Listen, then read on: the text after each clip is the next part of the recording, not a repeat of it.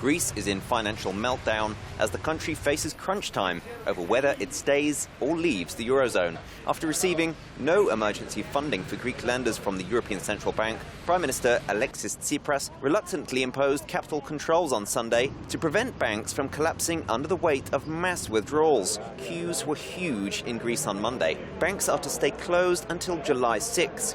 With some cash withdrawals allowed up to a maximum of €60 a day. The Athens Stock Exchange will also remain closed for transactions, also until July 6. A spokeswoman said on Monday, Greece has less than 48 hours to pay back a €1.6 billion loan to the IMF, and a default could set off a chain of events that could turf the country out of the euro currency bloc. But after Tsipras angered Greece's international lenders by announcing a snap referendum on the terms of a cash for reforms deal, hopes of a last-minute breakthrough are fading fast. Speaking during a day of frantic meetings in Brussels over the debt crisis, Irish Finance Minister Michael Noonan said all the signs had emerged that the crisis had reached a tipping point. There's a lot of anxiety.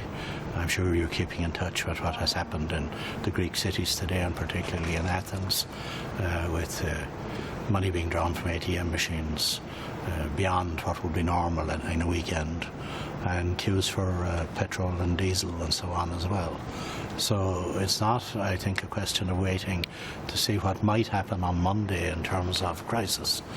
The crisis has commenced. Meanwhile, in Ukraine, another financial crisis is unfolding. Finance Minister Natalie Yaresko told Ukrainian news agency TSN that she credited 90% of Ukraine's state debt to theft from the family of former Ukrainian President Viktor Yanukovych. Yaresko said that Ukraine may default, but she insisted there would be no adverse effect on the local banking system and Ukrainian households.